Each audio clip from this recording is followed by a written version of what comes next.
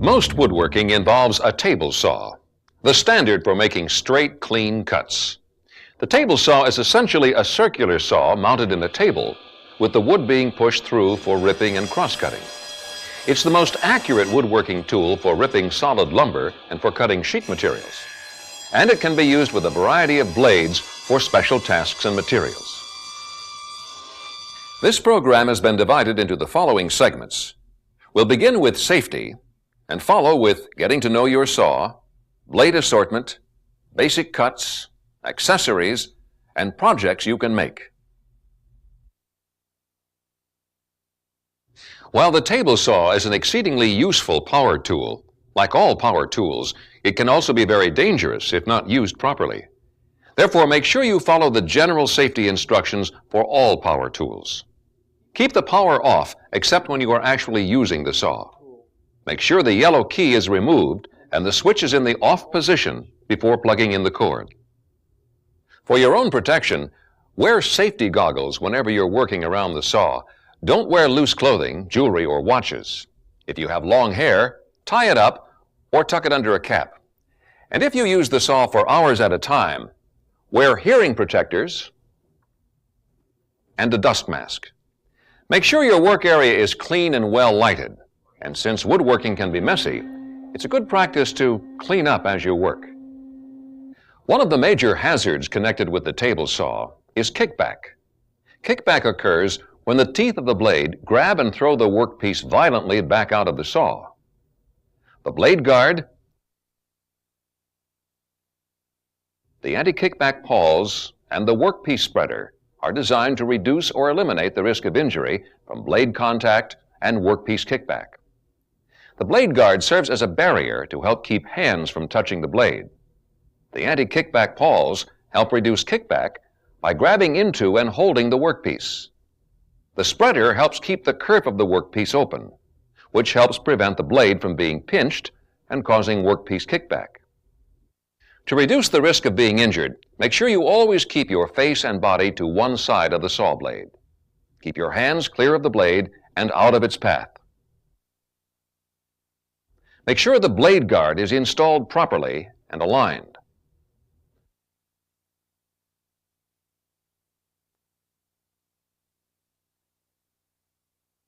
Have the blade extend approximately 1/8 inch above the top of the workpiece.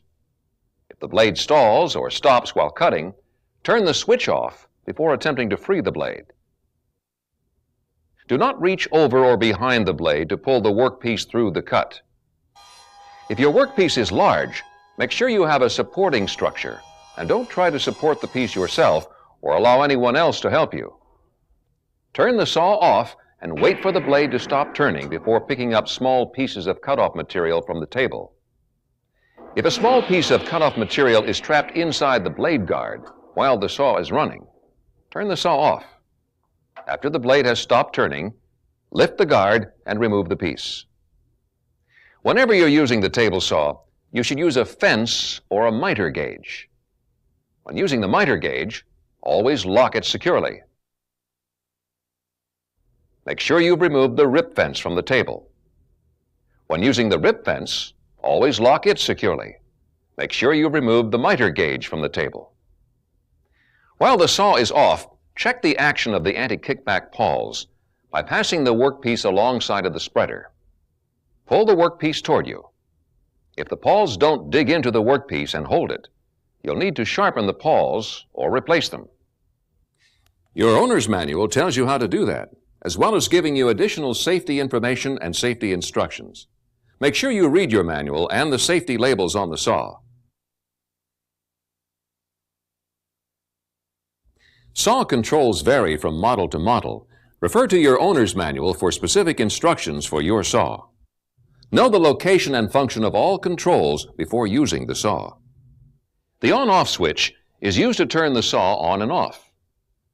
Before turning the saw on, make sure you're standing to either side of the blade and that your hands are off the table.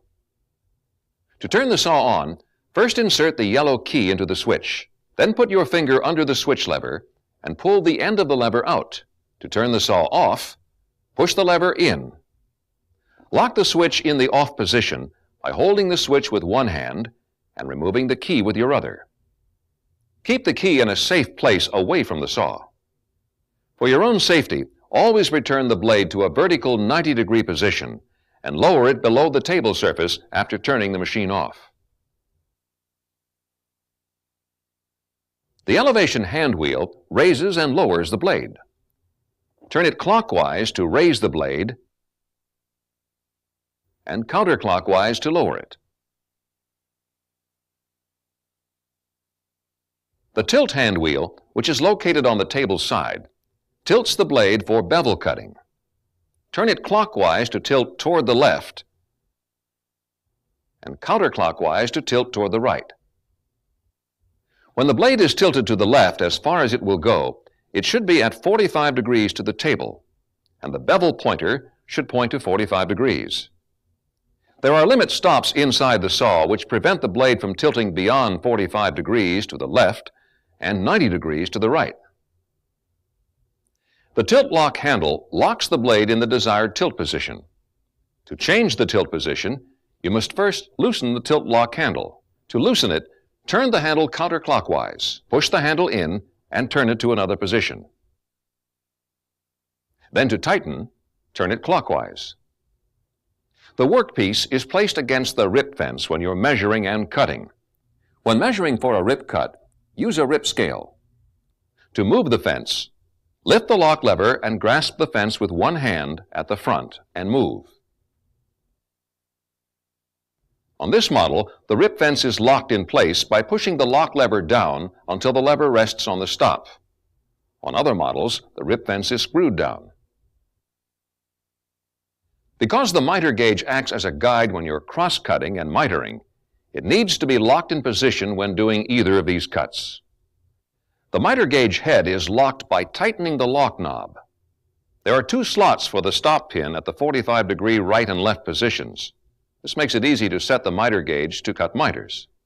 Slots are provided in the miter gauge for attaching an auxiliary facing to make it easier to cut long pieces. It is attached to the front of the miter gauge with screws. Make sure this auxiliary facing doesn't interfere with the proper operation of the saw blade guard. An auxiliary facing is simply a piece of smooth, straight wood with two holes drilled through it. When you're bevel cross-cutting, attach the facing so that it extends to the right of the miter gauge and use the miter gauge in the groove to the right of the blade.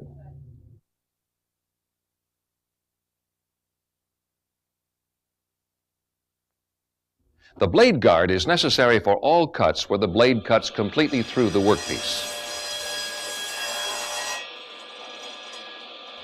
To remove the guard for special operations, loosen the thumb screw and slide the guard off of the other rod. Make sure you don't disturb the setting of the rod.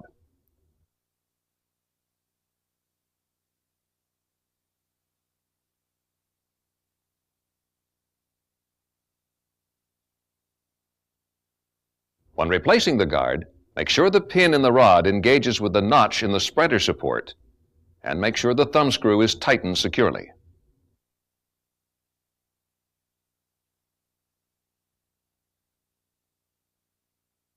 The table insert can be removed to install blades or other cutting tools. For your own safety, turn the switch off and remove the plug from the power source outlet before removing the insert. To remove it, first lower the blade below the table surface. Raise the blade guard. Loosen the screw located at the end.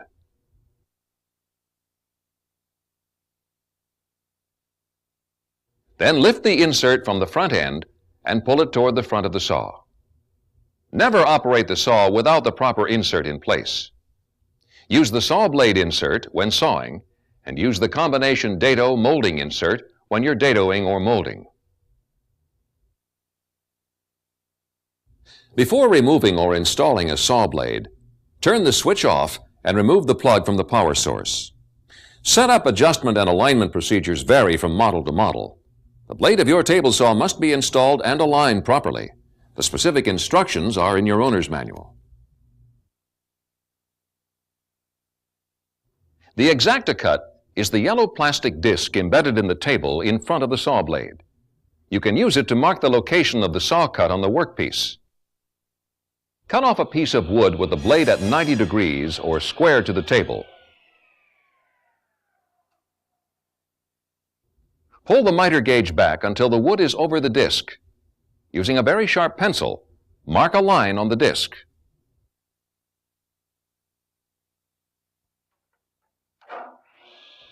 With the miter gauge in the right-hand groove, cut another piece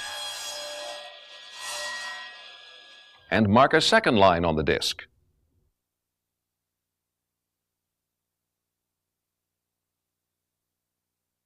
These lines indicate the path of the cut or kerf made by the saw blade. You'll use them to line up the workpiece before cutting. You align the mark on the workpiece to be cut to the line on the X-Acto-Cut and make the cut.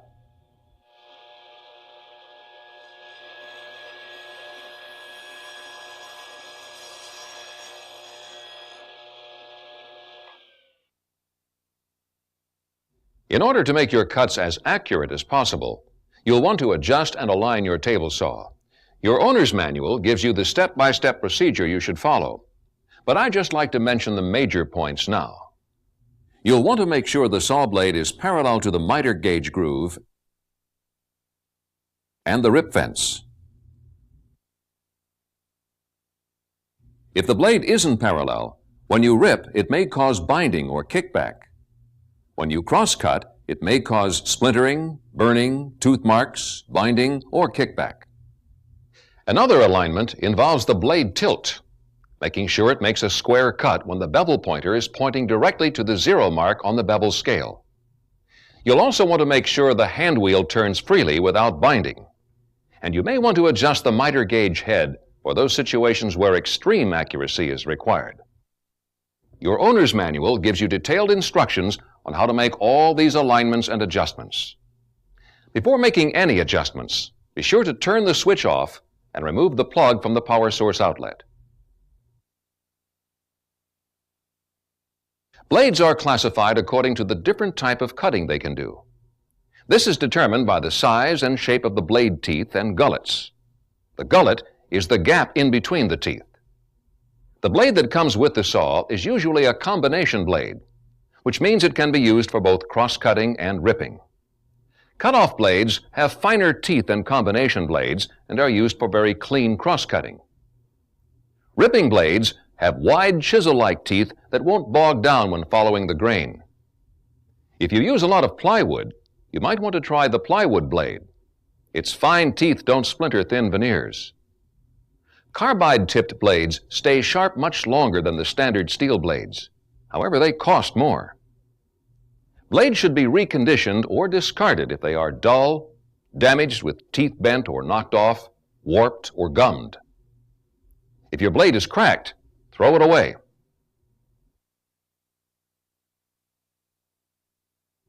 The table saw can be used for a number of different cuts. We'll be going over cross cuts, repetitive cutting, ripping, miter cutting, bevel cross-cutting, compound miter cutting, bevel ripping, resawing, and rabbiting. In order to do some of these cuts, you'll need to have a push stick, a push block, and an auxiliary fence work support. Cross-cutting is cutting the wood across the grain at 90 degrees. It's done with the miter gauge set at 0. It's a good idea to glue a piece of sandpaper to the face of the miter gauge head. This will help prevent the workpiece from creeping while it's being cut. You can also use a hold-down clamp on the miter gauge for greater accuracy.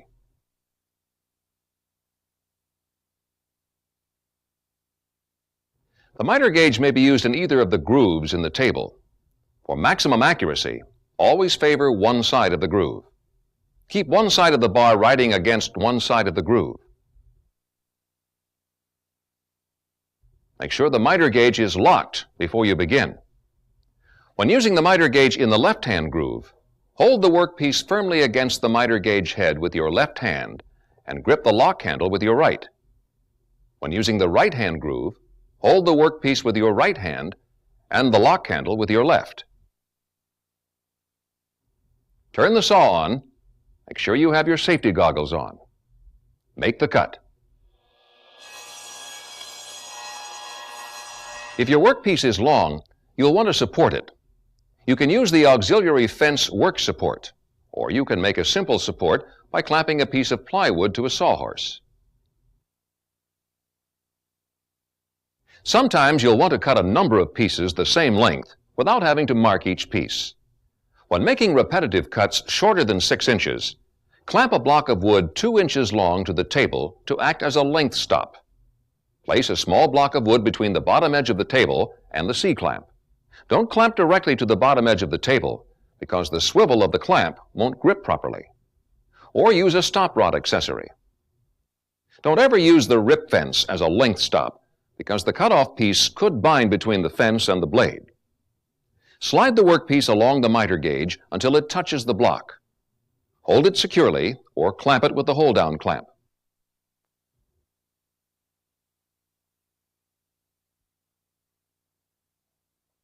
Make the cut.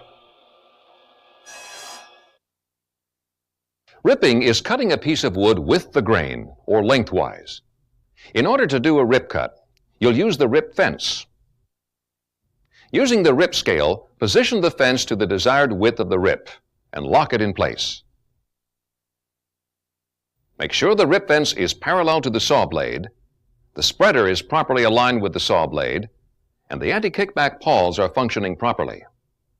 As you make a rip cut, watch the position of the workpiece against the fence. This is your reference for cutting and not watching the blade. If your board is long, always use a work support. When the width of the rip is narrower than 2 inches, you'll need to use the auxiliary fence work support and the push block. Attach the auxiliary fence work support to the rip fence with 2 C-clamps.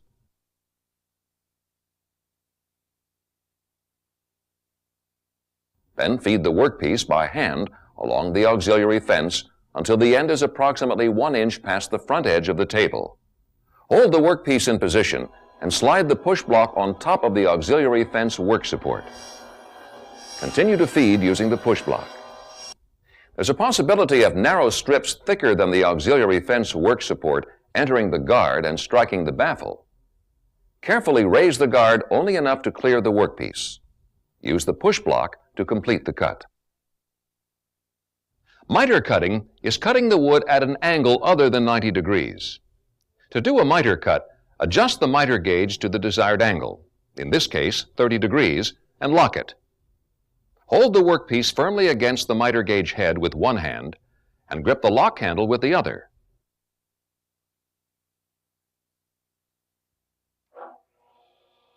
Make the cut.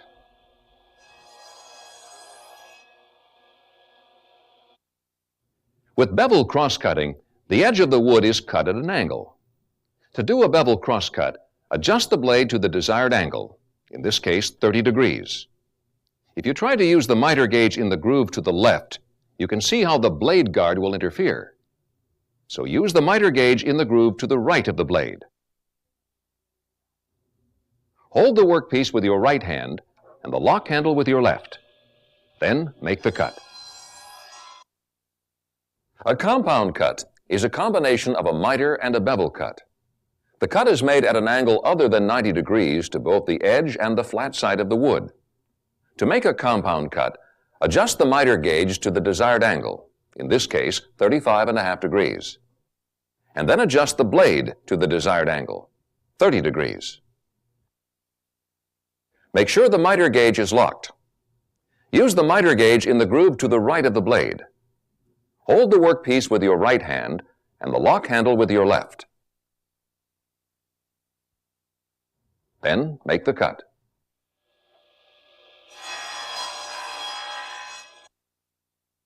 A bevel rip cut is cutting a piece of wood lengthwise and cutting the edge at an angle. When the width of the rip is 6 inches and wider, use your right hand to feed the workpiece until it is clear of the table. Your left hand should only be used to guide the workpiece, not feed it.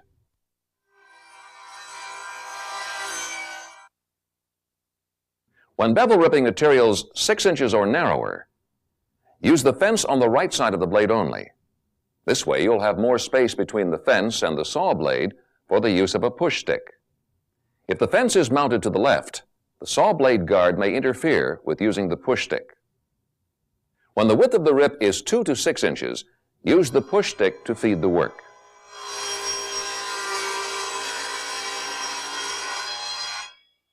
Resawing is ripping a piece of wood through its thickness. Don't attempt to resaw bowed or warped material. Remove the blade guard and use the auxiliary fence work support. Don't ever back up while resawing. It could cause kickback.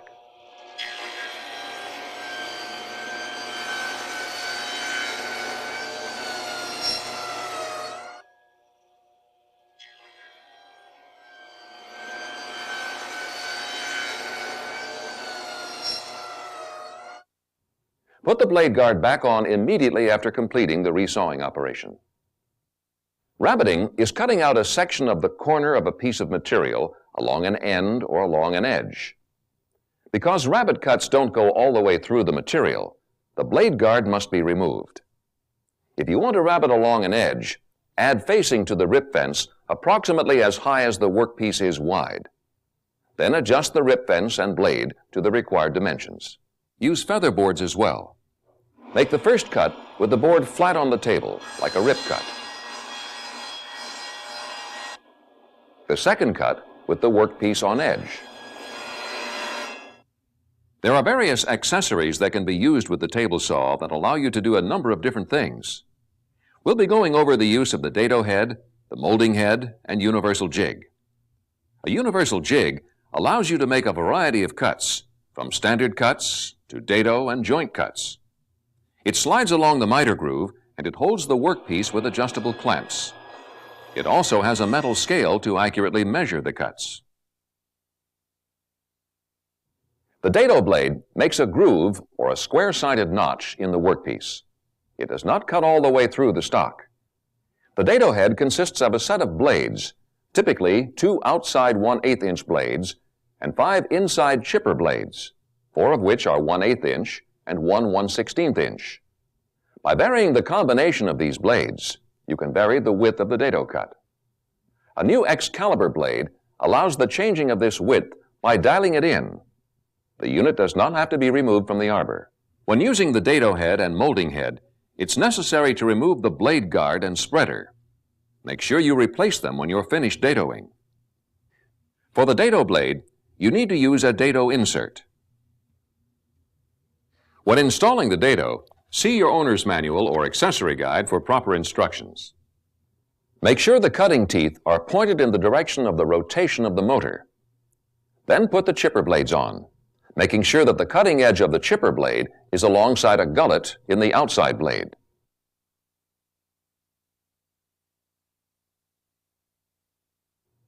Space the chipper blades and then install the other outside blade.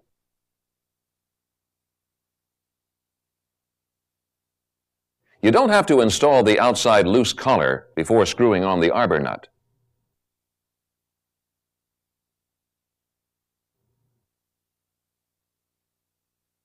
Make sure the arbor nut is tight. When using a dado blade for a crosscut or rabbet, make sure you use a miter gauge and that you lock it securely.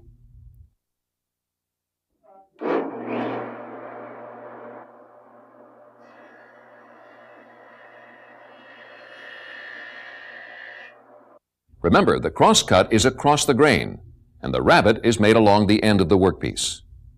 You need to use a rip fence when cutting with the grain of the wood. If the piece is 6 inches or less, use feather boards as well. The dado blade allows you to cut a rabbet along the edge or a groove down the middle of the wood. The molding head is used to mold or shape edges. It has a number of different cutters in the standard molding shapes, which allow you to make decorative edgings, as well as a number of different cuts. When installing the molding head, see your owner's manual or accessory guide for proper instructions. Before you start the saw, rotate the head by hand to make sure it doesn't touch or bind any part of the table or insert.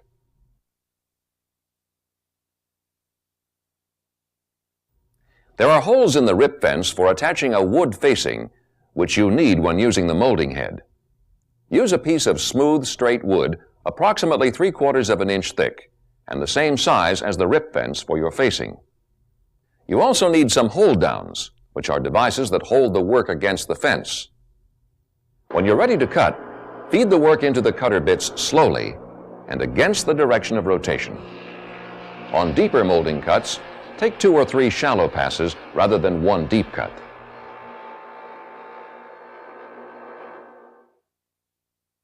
With a table saw, you can build a number of projects, from picture frames to drawers.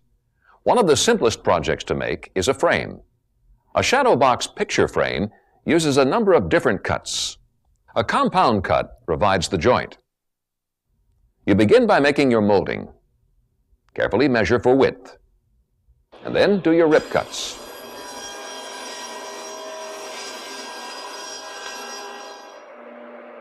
Make your dado cuts. Now you're going to make a compound cut with a 35.5 degree miter and a 30 degree bevel. Glue the joints, and you have a lovely shadow box frame. Another easy joint is the spline joint. It can be used to reinforce the miter. The first step in making a spline joint is to cut 45 degree miters on each workpiece. Position one of the mitered pieces in the universal jig. Cross-cut to make the actual spline cut.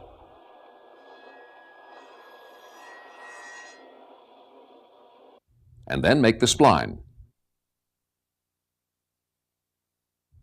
Now you have a spline joint. A lap joint can be cut by a dado. When cutting a lap joint with a dado blade, you may have to make more than one pass. Another easy project is a bookcase. You use cross-cuts to cut the boards to length. And you'll be making dado cuts so the shelves can just slide in.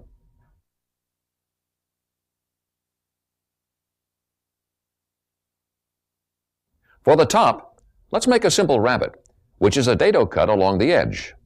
Here's how it fits together. A drawer may seem complicated, but it's actually quite an easy project to make with a table saw. Generally, the bottom is a piece of plywood that you cut to length and width. Then use a dado head to cut the groove for the drawer bottom in the side, front, and back pieces. Check the groove size with the stock being used for the drawer bottom. Drawers can be joined with many different kinds of joints. On this flush drawer, we're using a rabbet joint. A few cuts, and your drawer is complete. With the table saw, you have a power tool that allows you to rip, cross-cut, cut joints, and shape wood. By using your table saw properly, and by following the alignment and maintenance instructions in your owner's manual, you'll have an efficient, versatile power tool that will help you build the projects you want to make. In the second part of this tape, you'll learn how to use your Craftsman table saw to make this handsome lamp table. This lamp table is made of pine and has tapered legs ripped from 2x4s. The sides are made from 1x4s, and the top is made by gluing together boards of random width. For the purposes of this demonstration, we have pre-built the table in several stages. This way, it will be easier for you to follow the progression as we go through it. Make sure that you view this entire tape before beginning the project. We've also included printed project plans with this videotape. For this project, you'll need the lumber or stock listed on the bill of materials, as shown here. In making this table, we'll be using several Craftsman accessories, including a taper jig, a universal jig, a molding head and cutters, a hold-down device, a drill press mortising kit, a router table, and an extension table. For fine furniture making, we suggest using a Craftsman X-Caliber Master Combination blade for the basic cuts. To begin, Measure and cut the side rails to length. Follow the dimensions indicated on the project plans. Next, cut the back end rail. Then cut another piece of wood the same length as the back rail. This board will later be ripped to form the drawer rails on the front of the table. Remove the miter gauge. Set the rip fence to 1 1/4 inches. Lock the rip fence in place. Lower the guard, and while using a proper push stick, cut the board.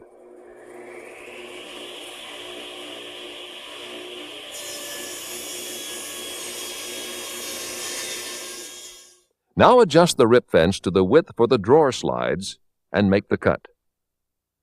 Next, we'll cut the rabbet for the drawer to slide on using the hold-down device. The auxiliary fence should be constructed according to the plans included with the device. Do not attempt to make this cut without the hold-down device. With the hold-down device in place and properly adjusted, cut the rabbet.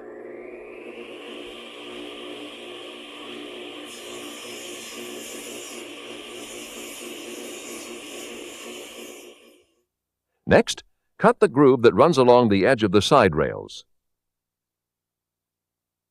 This is a 3/8 inch deep groove. It allows you to attach the tabletop fasteners. For the legs, we'll cross-cut a 2x4 to length, then rip both boards to make 4 legs.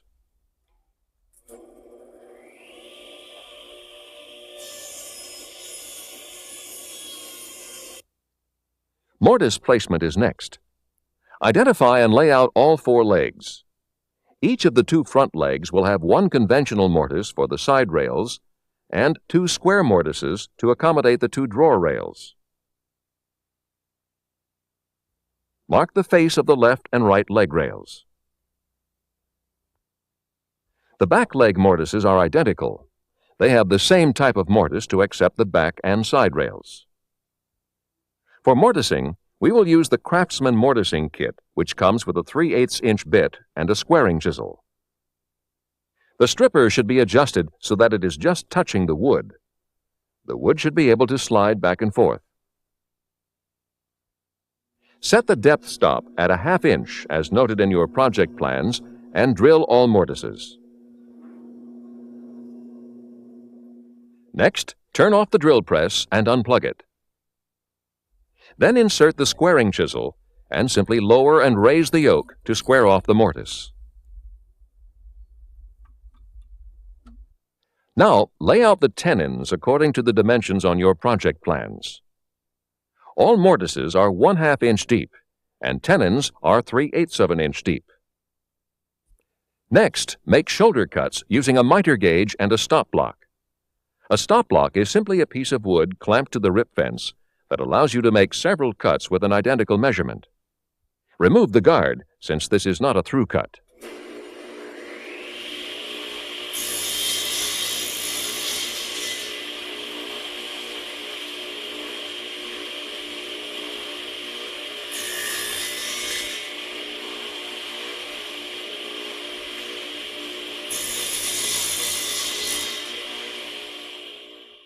Finish cutting the ends of the tenons using the universal jig.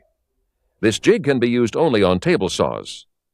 After the stock is clamped in place, adjust the tenon over to the layout line, tighten the hand knob, and lift the blade guard. Now stand to one side and cut.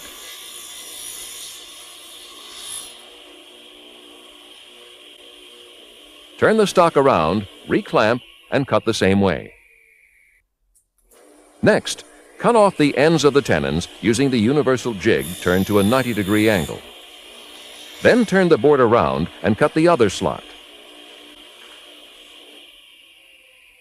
Always make sure that the saw comes to a complete stop before making adjustments.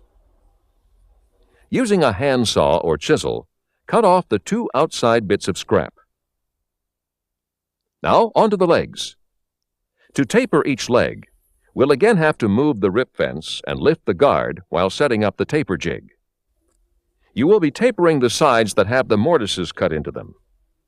Mark 4 1/2 inches from the end of the leg. This is where the taper will start.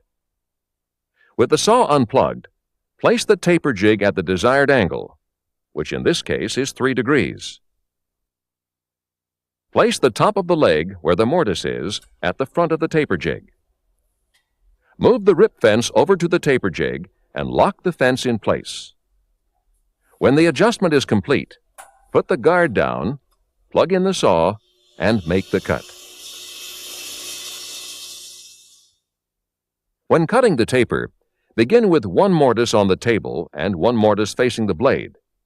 Then you'll be able to rotate the leg a quarter of a turn to taper the next side.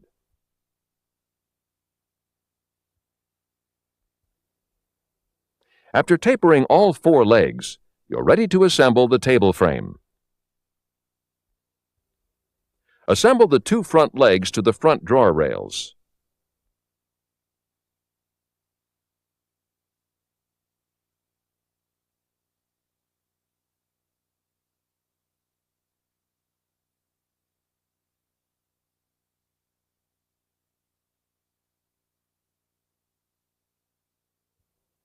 Then assemble the back legs.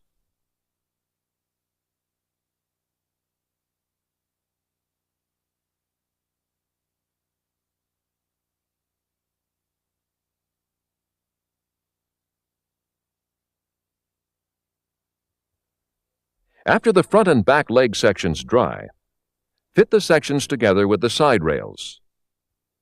Make sure the table is square, glue and clamp it, and set it aside. When the glue is dry, the next step is to fasten the drawer slides to the sides. Mark 3 holes in each slide, placing 1 hole an inch from each end and 1 in the middle. Drill and countersink the holes. Position the drawer slides so that the bottom of the previously cut rabbet is flush with the top of the bottom drawer rail, and attach the slides. Now you're ready to construct the drawer.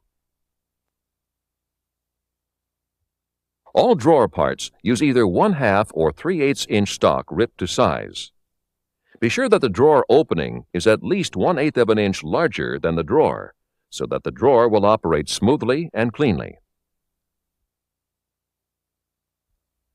First, cut a 1/8 inch groove in the sides, front, and back of the drawer for the drawer bottom to rest on. To assemble the drawer, we'll use a rabbet cut for the front and back, and matching dado grooves in the sides. Use a twin-blade Excalibur dado and the miter gauge to make these cuts. Now cut the dado grooves and rabbets. Use a stop block when cutting the dados. Check the dados and rabbets for fit. They must fit snugly. A good way to ensure this is to make trial cuts on scrap lumber before cutting your good stock. Next, cut the bottom to size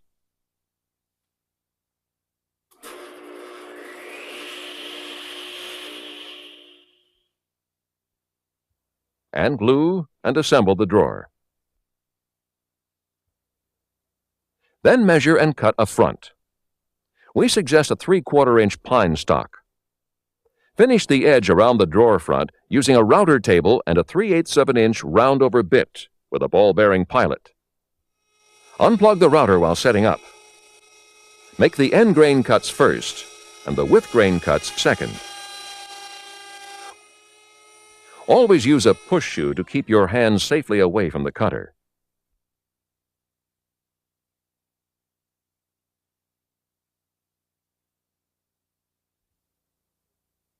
Mark and drill 2 holes through the drawer front according to the measurements on your project plans.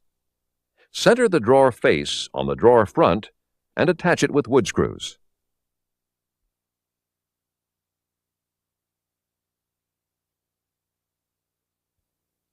The next procedure is to make the table top. Glue together a combination of 1x materials in order to create the size top needed. Before you glue, make sure that the edges to be glued are square to the surface. Also, mark the growth rings. Line the boards up with an alternating pattern of rings to prevent warping. Glue and clamp the boards with bar clamps to keep the edges flush. Take your time on this. The completed tabletop should look like one piece of wood. After the glue has set, take off the clamps and square the board. Do this by ripping both edges slightly, then rip to the proper length and cut to the desired width. The next step is to put a finished edge on the tabletop. To do this, use a molding head with decorative edge cutters. Be sure to use a hold-down device when making these cuts. Only remove 1/16 of an inch from the edge on each pass. It will take several passes to complete the operation. You can achieve the smoothest possible cut by taking off 1/32 of an inch on the final pass. If you do this, you will minimize the need for extra sanding. Now you can attach the top with the tabletop fasteners. Sand the assembled table, then stain or paint it, and your project is complete.